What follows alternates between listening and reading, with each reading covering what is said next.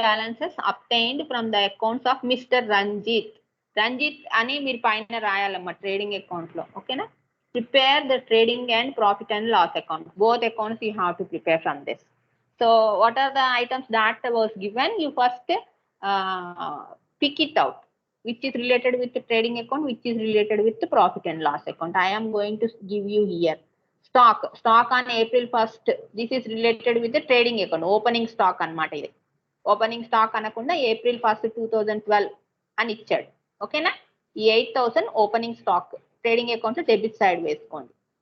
And purchases for the year, ఇది purchases debit side of trading account 22,000 వస్తుంది. Sales for the year, ఇది credit side of trading account వస్తుంది. Wages, ఇది debit side of trading account వస్తుంది. So రెండు ఇచ్చాడు కదా, wages and salaries. Wages and salaries వచ్చేసి మీరు debit side of profit and loss account లో వేసుకోండి. Only wages, salaries and wages ఇచ్చినప్పుడు మాత్రం ట్రేడింగ్ అకౌంట్ లో వేసుకోండి. ఇక్కడ 2 సార్లు ఇచ్చాడు కాబట్టి వేజెస్, ఒకటి సింపుల్ వేజెస్ ఇచ్చిందేమో ట్రేడింగ్ అకౌంట్ లో వేయండి, సాలరీస్ అండ్ వేజెస్ ఇచ్చిందేమో ప్రాఫిట్ అండ్ లాస్ అకౌంట్ లో వేయండి, ఓకేనమ్మా? And advertisement, this is profit and loss account related with. Bad debts profit and loss account లో వస్తుంది డెబిట్ సైడ్. రెంట్ కూడా profit and loss account. Discount కూడా profit and loss account. Commission paid profit and loss account. Sales expenses profit and loss account. Repairs వచ్చి మాత్రం trading account లో వస్తుంది. And closing stock వచ్చేసి trading account లో వస్తుంది. So ఇది మీరు ఇలా అక్కడ బ్రాకెట్ లో ట్రేడింగ్ అకౌంట్ అయితే టీ అని పెట్టుకోండి, ప్రాఫిట్ అండ్ లాస్ అకౌంట్ అయితే పి అని అట్లా ఇండికేషన్స్ పెట్టుకొని అప్పుడు మీరు దీన్ని ట్రాన్స్ఫర్ చేయండి ఆ అకౌంట్స్ కి. సో ఎలా చేస్తాం చూడండి. Trading account and profit and loss account for the year ended 31st March 2018 of Ranjit అని పెట్టండి అక్కడ, ఓకేనా? నేను పెట్టలేదు, మీరు పెట్టండి. ఫార్మాట్ వేయండి తర్వాత, ఓకే? సో ఇప్పుడు వచ్చేసి మనం ఒకటి తర్వాత ఒకటి చూసుకుంటూ వేసేద్దాం. Stock on April 1st 2012 8,000. ఈ 8,000 డెబిట్ సైడ్ వేయండి ట్రేడింగ్ అకౌంట్ లో. ఫస్ట్ అన్ని ట్రేడింగ్ అకౌంట్ కి సంబంధించినవే వేయండి.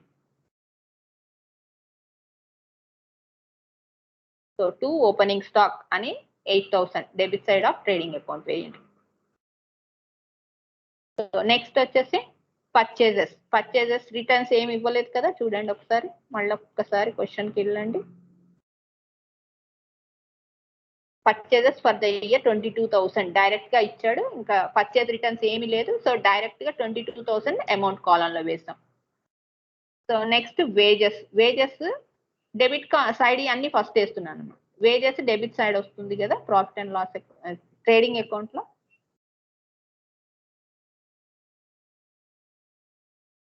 టూ వేజెస్ 2,500 వేసేసేయండి. నెక్స్ట్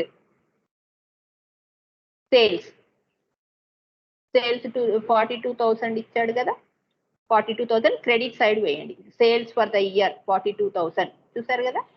సో ఇది డైరెక్ట్ గా క్రెడిట్ సైడ్ అమౌంట్ కాలం లో వేసేస్తాం, ఎందుకంటే సేల్స్ రిటర్న్స్ ఏమి లేదు ఇక్కడ ఇన్ఫర్మేషన్. క్లియర్? సో 42,000 అటు వేసేస్తాం. ఇంకా ఏమైనా ఉన్నాయా దాంట్లో? డెబిట్ సైడ్ వచ్చేవి ఏం లేవు, ఓన్లీ క్లోజింగ్ స్టాక్ ఉంది. క్లోజింగ్ స్టాక్ ఎంత అన్నాడు? 4,500 కదా ఇక్కడ క్వశ్చన్ లో ఉంది. సో క్లోజింగ్ స్టాక్ కూడా వేసేద్దాం దాంట్లో. సో బై క్లోజింగ్ స్టాక్ 4,500 వేసేస్తాం. అన్ని ట్రేడింగ్ అకౌంట్ లో ఉన్నాయి, అన్ని వేసేసుకున్నాం. ఇది సింపుల్. సో అది టోటల్ చేయండి. ఇక్కడ 42,000 ప్లస్ 4,500 ఈస్ 46,500 కదా. క్యాల్సి యూజ్ చేసుకోండి ఇక్కడ. So 42,000 plus 4,500, so 46,500. అండ్ ఇటు డెబిట్ సైడ్ ఎంత ఉంది చూడండి, టోటల్ 22,000 ప్లస్ 2,500 ప్లస్ 8,000, 32,500 ఉంది, ఓకేనా? Debit side is less than credit side total of trading account. So 46,500 కంటే 32,500 తక్కువ ఉంది కదా, తక్కువ కదా, అందుకని 46,000 టోటల్ రెండు వైపులా వేయండి. సో 2 sides 46,500 అని టోటల్ వేసుకోండి.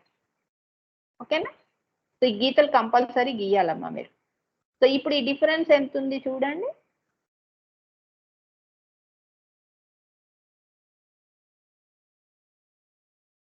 $32,500 గుర్తుపెట్టుకోండి. 46,500 minus 32,500 14,000.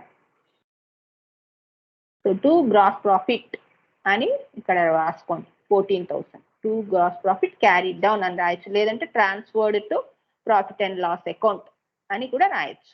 ఓకేనమ్మా? అంత ఎందుకు అనుకుంటే గ్రాస్ ప్రాఫిట్ క్యారీ డౌన్ అని రాసేసేయండి. Transfer to profit and loss account అని ఎందుకు మీకు చూపించానంటే, because you will be able to identify that it should be transferred to profit and loss account. Okay? So దీన్ని ఇక్కడే మనం ప్రాఫిట్ అండ్ లాస్ అకౌంట్ కూడా ఇదే ఫార్మాట్ లో వేసేద్దాం. సో దాన్ని by gross profit brought down అయ్యండి. ఇక్కడ క్యారీ డౌన్ పడింది, B/D అని పెట్టండి. 14,000 అర్థమైందా? ఇక్కడ గ్రాస్ ప్రాఫిట్ డెబిట్ సైడ్ ఉంది కాబట్టి ఇటు credit side of profit and loss account వస్తుంది. మళ్ళీ హెడ్డింగ్ పెట్టట్లేదు, పైనే ఒకే హెడ్డింగ్ పెట్టండి చూడండి, trading and profit and loss account అని. సెపరేట్ గా కావాలంటే సెపరేట్ గా వేసుకోండి, మీ పేపర్ ఉన్న దాన్ని బట్టి వేయండి. ఇది చిన్న ప్రాబ్లం కాబట్టి రెండు ఒకటే దాంట్లో చూపిస్తున్నాను. పెద్దగా ఉంటే మాత్రం రెండు సెపరేట్ గా వేయండి. ఓకేనా? సో ఇప్పుడు మనము దీంట్లో ప్రాఫిట్ అండ్ లాస్ అకౌంట్ లో ఏమేమి వస్తున్నాయి అవన్నీ, ఇంకా మిగతా అన్ని ప్రాఫిట్ అండ్ లాస్ అకౌంట్ లోనే కదా అనుకున్నాం. Salaries and wages, advertisement, bad debts, rent, discount, commission paid, sales expenses, ఇవన్నీ వేసేసుకోండి.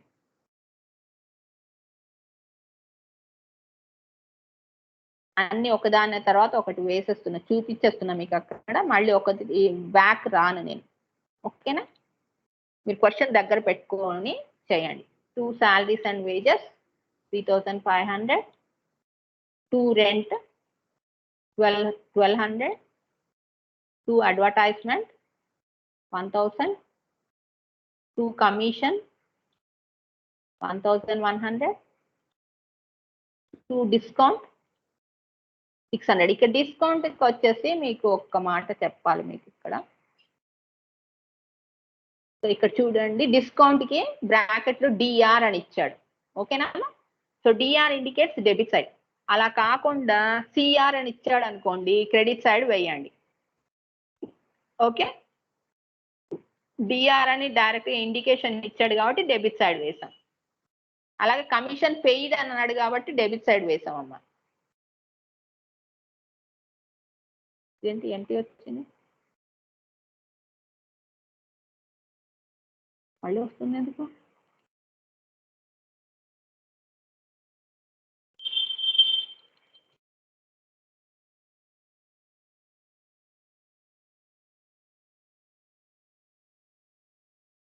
ఓకేనా? కమిషన్ కూడా కమిషన్ పెయిడ్ అన్నాడు అక్కడ కాబట్టి you show it on debit side. అదే కమిషన్ రిసీవ్డ్ అన్నాడు అనుకోండి, క్రెడిట్ సైడ్ వేసుకోండి. ఓకేనా? స్పెసిఫిక్ గా మీరు చూసుకోవాలి, చూసుకోకుండా వేయకండి, జాగ్రత్తగా చూసుకోండి. డిస్కౌంట్ కి డిఆర్ అనకుండా some times they will be giving you discount allowed అని ఇస్తాడు. అలౌడ్ అంటే మాత్రం డెబిట్ సైడ్ వేయండి. రిసీవ్డ్ అని దేనికి ఉన్న మీరు ఏం చేస్తారంటే క్రెడిట్ సైడ్ వేసుకోండి. ఫర్ సపోజ్ రెంట్ కి పక్కన రిసీవ్డ్ అని ఉంది అనుకోండి, రెంట్ రిసీవ్డ్ క్రెడిట్ సైడ్ వేసుకోవాలి. అదే కమిషన్ రిసీవ్డ్ అని ఉంది అనుకోండి, క్రెడిట్ సైడ్ వేసుకోవాలి. ఇక్కడ ఏం అనలేదు, రెంట్ అని ఇచ్చాడు ఉట్టిగా సింపుల్ గా, అంటే treat it as expense. Received అని స్పెసిఫిక్ గా ఇస్తే మాత్రమే మీరు క్రెడిట్ సైడ్ వేసుకోండి. Otherwise show it on debit side. ఏం మెన్షన్ లేకపోతే, పెయిడ్ అని లేకపోయినా కూడా డెబిట్ సైడ్ వేసుకోండి, పెయిడ్ అనేది ట్రీట్ చేయండి. And bad debts 1,200 rupees. ఇంకా ఏమున్నాయి? Sales expenses 600, repairs 600. సో ఇలా అన్ని వేసేసుకున్నారు కదా. సో వేసుకున్న తర్వాత ఇప్పుడు మీరు ఏం చేస్తారంటే టోటల్ చేసుకోండి.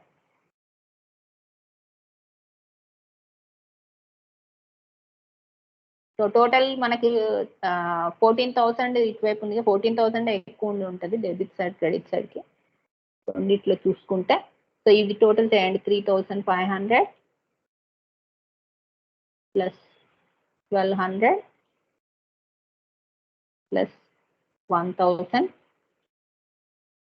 Plus 1,100 plus 600 plus 1,200 plus 6 plus 6 1,200 వేసేస్తున్నా డైరెక్ట్గా. మీరు కావాలంటే సెపరేట్గా వేసుకోండి. ఓకేనా? 9,800. So debit side total is only 9,800, but credit side total is 14,000. ఓకేనా? Which is more? 14,000 is more, no? So show that 14,000 on both sides. 14,000 14,000 టోటల్లో చూపించండి. సో ఈ డిఫరెన్స్ అమౌంట్ ఎంత ఉంది చూడండి.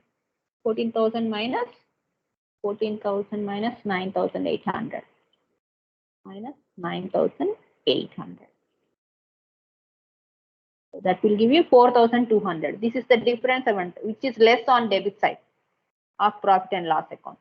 So ఈ 4,200 ఇక్కడ 4,200 to net profit. సో దీన్ని ఎట్లా ట్రాన్స్ఫర్ చేస్తాం? క్యాపిటల్ అకౌంట్ కి ట్రాన్స్ఫర్ చేస్తాం, బ్యాలెన్స్ షీట్ కి.